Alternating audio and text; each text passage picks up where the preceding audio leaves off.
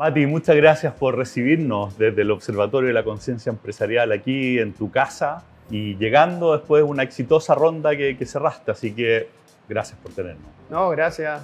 Feliz de mostrar la casa por adentro.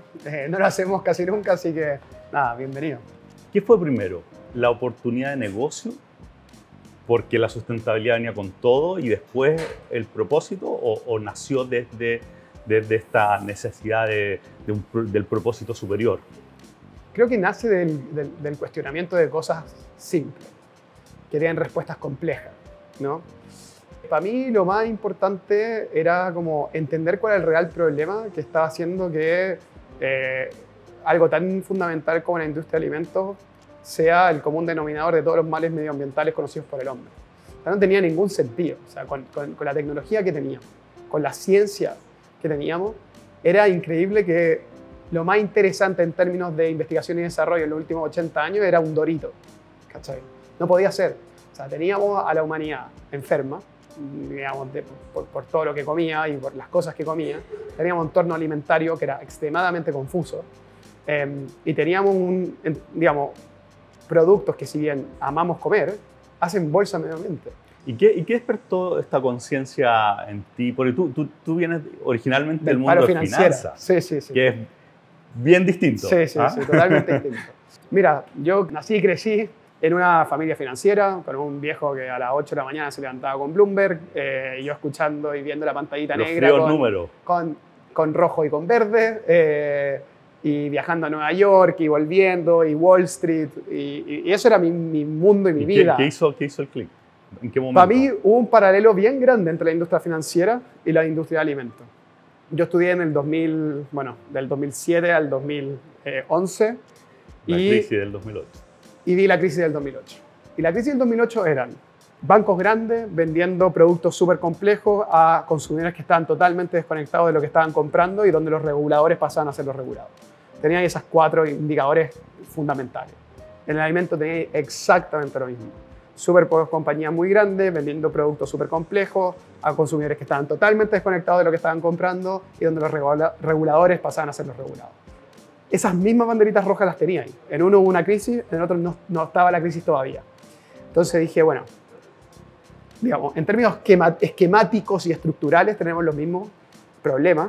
Ahora hay una cosa mucho más importante que la otra, que es lo que comemos, lo que mantiene vivo, o sea, nuestra benzina, ¿cachai? Entonces, ¿cómo lo estamos tratando?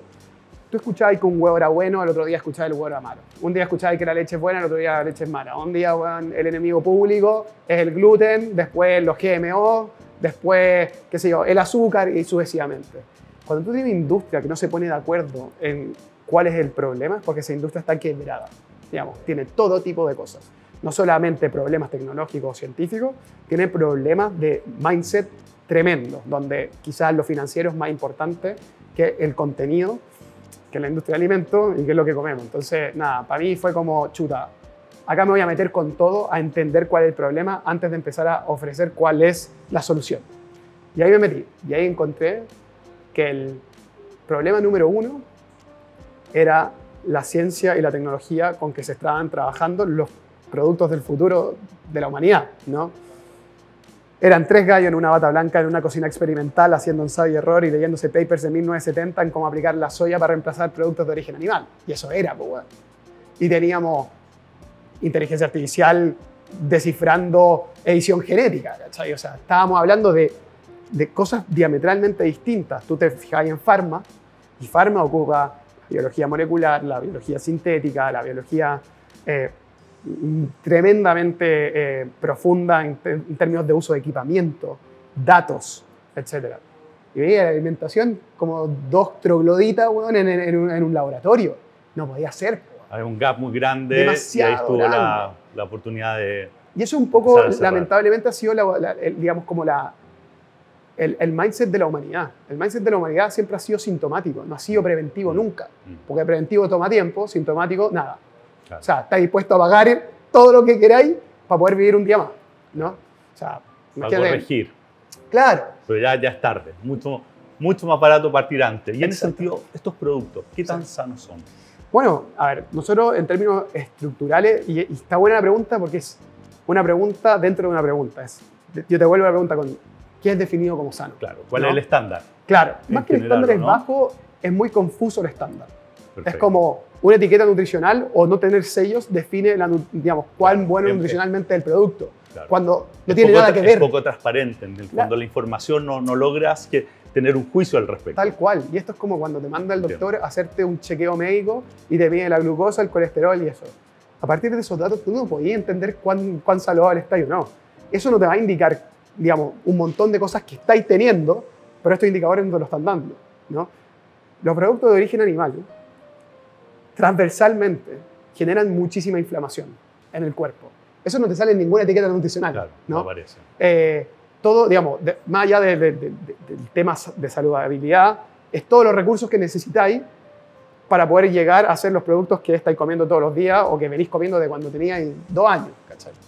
Entonces, en términos de saludabilidad, lo que nosotros siempre tratamos de hacer es todo lo bueno sin lo malo, ¿no? O sea, si podemos llegar a los niveles de proteína, con la complejidad proteica, con los nutrimentales, digamos, de calcio, etcétera, etcétera, lo vamos a hacer. Ahora, después tenemos que ver es cuánto de esos nutrientes realmente estáis absorbiendo, ¿no? O sea, la biodisponibilidad de todos esos nutrientes, porque yo te puedo estar dando carbonato de calcio y te voy a dar la leche con más calcio del mundo, pero vais a absorber el 1% del calcio que te estoy dando. Entonces, no tiene mucho sentido. Entonces, ¿ustedes están trabajando en la definición de lo que es sano? Claro, o sea, nosotros tenemos una definición, que no solamente son los nutrimentales o los parámetros físico-químicos, es cómo te hace sentir y cuánta inflamación te genera después de haberte comido el producto. Mati, ya está ahí la empresa está en 7 países, acabas de cerrar una ronda muy importante manteniendo valuation de 1.5 billion. Felicitaciones por eso, un momento muy complicado. Sí. Y pronto, si Dios quiere, a una IPO. Te estás convirtiendo en un gran empresario. Pero la palabra no te gusta mucho, ¿no? No me carga. A ver, ¿por qué? Creo que hay varios puntos de por qué me carga el concepto, ¿no? Primero, el concepto está muy manoseado y segundo, viene de una generación que no es la mía. Y eso es súper importante porque está como ganas de hacer bolsa al empresario y está mal, ¿cachai? Porque antiguamente Esa era la norma, esos eran los valores de la generación, no un tema de que eran buenos o malos. Total, vamos un tiempo más atrás y lo que tenemos es que tenemos inmigrantes, tenemos hijos de inmigrantes que tenían que buscárselas cómo hacer la vida.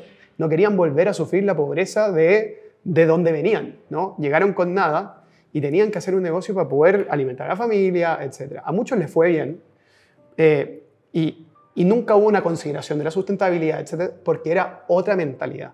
Entonces, ese constructo de empresario tiene mucho más que ver con esa generación de fundadores que la nueva. La nueva, diría, los Corner Shop, etc., Notco. Creo que tenemos otro approach. Pero la pregunta que te hago es que queramos o no, hoy día los grandes potenciales agentes de cambio son los empresarios. Sí. Son los que tienen el poder en distintas dimensiones, Sí. recursos, capacidad. Sí. ¿No crees tú que hay un rol ahí de ayudar en esa actualización y no descartar como las generaciones anteriores? Sí, pero para mí mucho más a que haya más Notco, a que haya más Corner Shop, a que haya más... ¿Tú no le crees mucho a la reconversión de estas mentalidades? Quizás tengan que pasar por nuevas generaciones. Es que no le creo. ¿No le crees? No le creo. ¿Tú crees que la mentalidad pasa que genéticamente tienen otro constructo mental? Y tú anda a hablar con empresarios tradicionales y trata de cambiarle un poco el modelo de negocio. Te matan. Cambiar la mentalidad de los empresarios para mí es ultra difícil. Es como cambiarle... y esto te lo digo un poco desde la perspectiva de Notco. Cuando Unilever se compra un startup que le está yendo muy bien, el startup después de 2 años que Unilever lo compra, muere. Siempre muere. No hay un caso de éxito o que le vaya mucho mejor. Pero al mismo tiempo Unilever define hace algunos años que todas las marcas tienen que tener propósito y empieza a instalarlo. Sí. ¿Tú ves esa reconversión como que no... ¿Tú crees que no va a funcionar? No es genuina. Cuando no hay genuinidad, se pierde este sentido de propósito. Pero, si la gente que viene de compañías grandes, créeme que las compañías grandes están tratando de evangelizar a, digamos, toda su gente de agregarle propósito a las cosas que hacen. Pero no hay propósito, porque las decisiones se toman sin propósito, se toman financieramente. Unilever, sí, el mundo, no sé qué, pero no te va a vender un producto que no tenga 50% gross margin y 27% de margen contribución. Y tú ahora que estás incorporando socios financieros, Sí. ¿ya? Y después en un IPO, Sí. ¿cómo vas a manejar esa presión de aquellos que ven solo números? Sí. ¿Cómo vas a manejar? Hoy día, por ejemplo, ¿tienes indicadores distintos Sí. que están incorporando en las decisiones, evaluaciones, en el reporting? Nosotros, claramente, el reporting ha evolucionado exponencialmente desde que partimos. Hoy día el reporting es un área full time de Notco de 3 o 4 personas que están todo el día metiendo Más datos. allá de temas financieros. Temas financieros, temas de sustentabilidad, temas ¿Tienen de... indicadores para Sí, claro. eso? O sea, es que nos convertimos en empresa B solamente porque podemos centralizar los datos. Sin los datos centralizados no te podéis convertir en ¿Y el empresa manejo B. con los inversionistas financieros? ¿Cómo pensáis? Mira, trabajarlo? siempre los inversionistas tienen dos gorros. Su gorro financiero, se lo sacan y después se ponen el gorro de board member de Notco. Que es lo mejor para la compañía total, no para ellos como shareholders, ¿no? Y nosotros tenemos en general, aunque nunca hay que desvirtuar el rol del inversionista que sí quiere su plata de vuelta, ¿no?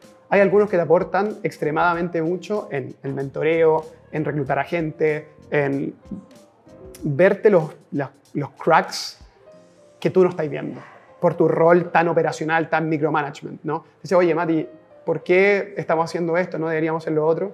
Esos son buenos board members. Entonces, no es que tengamos un board member o inversionistas que solo ven lo financiero. Te diría que no hay ninguno que haga eso. Siempre va más allá y siempre hay 2 preguntas o 3 preguntas asociadas a las dudas o preguntas que tienen ellos. Entonces, para mí no ha sido difícil. ¿Tú crees que vas a poder sostener eso el día de mañana con el IPO, por ejemplo, el precio de la acción? ¿Vas a poder sostener el que el propósito va primero y el resultado es lo que pasa con el tema financiero? No. No. Esa es la pregunta. No, yo Entonces, no creo eso. Yo creo que la compañía cambia diametralmente cuando uno es público que cuando uno es privado. Nosotros siempre mantenemos como esta pregunta de ¿es necesario realmente salir a la bolsa? Si no tenemos la presión de inversionistas, si no queremos que la cultura cambie, si no queremos que la operación y la diligencia de Notco lanzando productos cambie, ¿para qué vamos a hacer IPO? Esa es la pregunta. Digamos, eso para nosotros es fundamental. Nosotros nunca dijimos que íbamos a hacer IPO, sino que tenemos que tener una compañía que sea IPO-able Perfecto. para el 2025. Ya, o sea, no es una decisión... Para nada. Porque pone en riesgo esto otro. Total. Claro. O sea, incluso yo, ¿quiero ser el CEO de la compañía cuando se hagan público? No, quizás no. Oye, y esto que estamos conversando tiene que ver también con que, pues llama la atención en el sentido que tú dices, no soy empresario, ¿cierto? La empresa se llama Notco. Está definido por la negación de... Sí. Esto puede tener que ver con, viste el concepto de Hegel, ¿cierto? Sí. Tesis, antítesis. Sí. Estamos en la antítesis de... ¿Responde a eso? O en el fondo si es como una revolución frente a cómo vienen haciéndose las cosas? Esa negación, porque es raro, ¿ah? Definirse por lo que no soy en vez de por lo que soy. Hay un efecto humano interesante. O sea, la psicología humana también es súper relevante y creo que está muy acorde a las nuevas generaciones. Piensa que Not Boric fue un tema en las elecciones. Claro. Not Milk estuvimos de repente en un bando y Boric era en contra de Boric Notco y después era con Kast. Y Kast también dijo como un...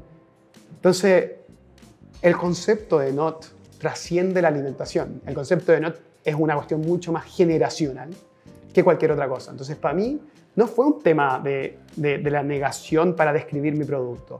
Es para captar un sentimiento. Y el sentimiento era un consumidor nuevo que venía y una generación nueva. ¿Cachai? Entonces, por eso fue tan fácil explicar el Not, sobre todo a la generación que le hablamos. Se transmitía con mucha Claro, claridad. claro. Mati, yo soy un firme creyente que muchas veces el camino para el cambio es hacer y después sentir. Muchas veces partimos haciendo las cosas por las malas razones, pero después terminamos haciendo por las buenas razones. ¿Tú crees que con el empresariado eso no va a ocurrir?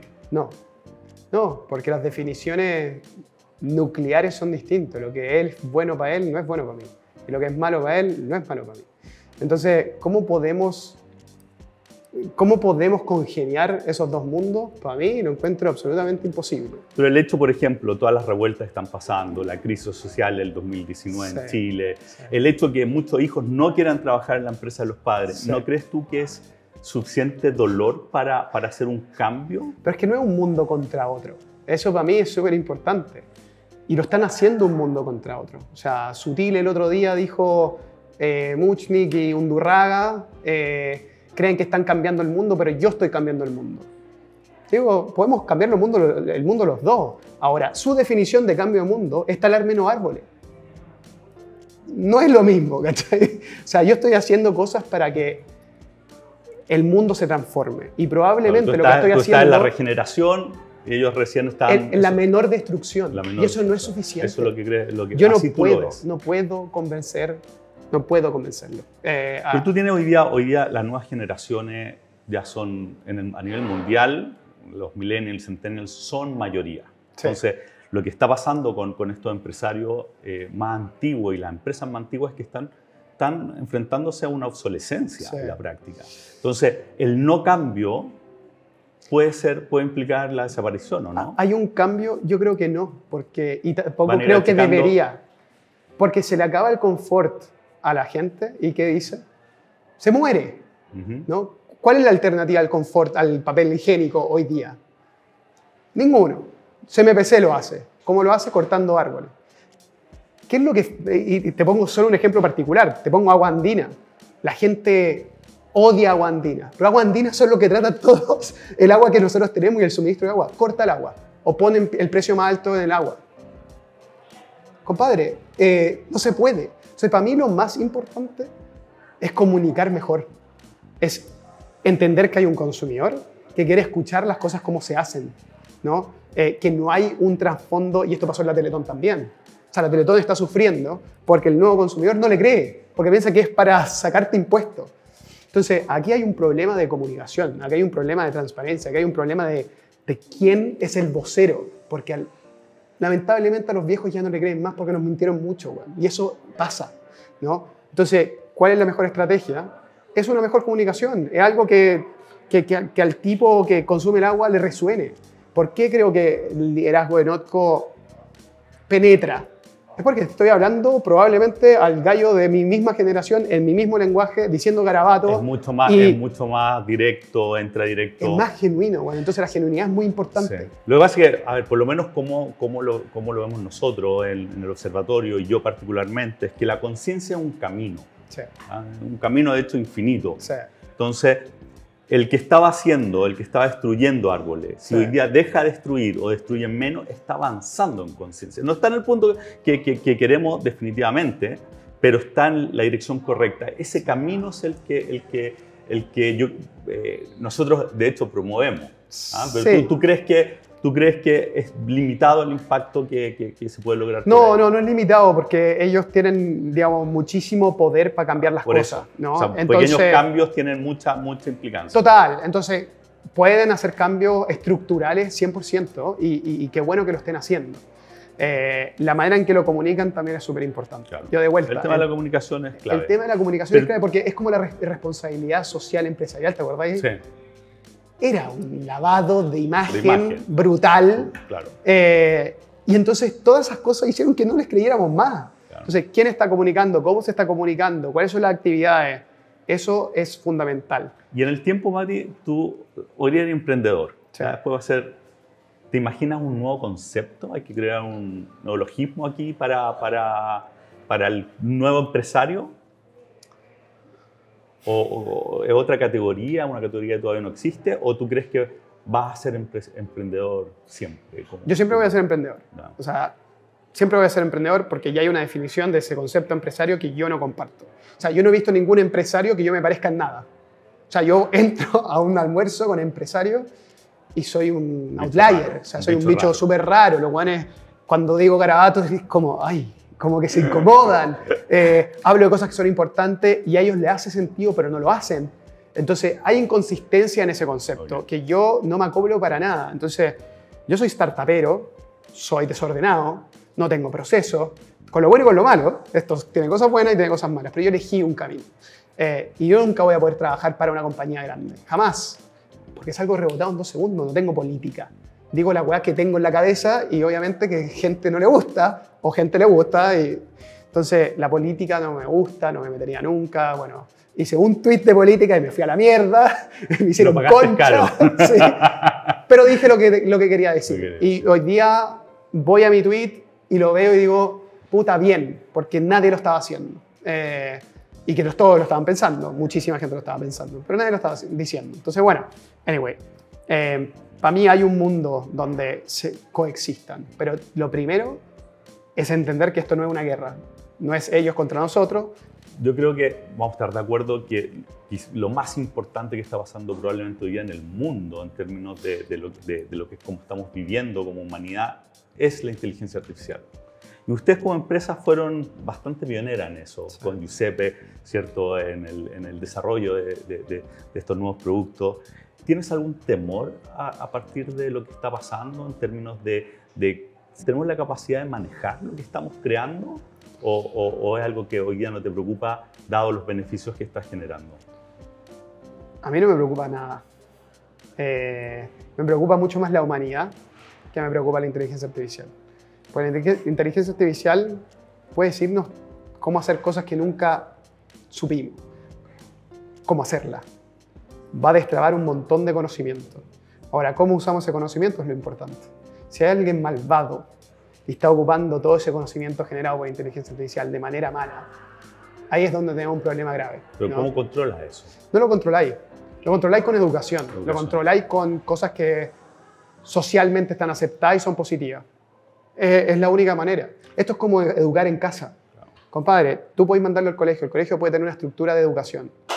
¿Por qué todos los que salen del colegio son distintos? Porque tienen una educación en casa que es mucho más relevante incluso que la educación que tienen en el colegio o en la universidad. O sea, tú dirías que el gran seguro para poder trabajar bien con la inteligencia artificial es una buena educación.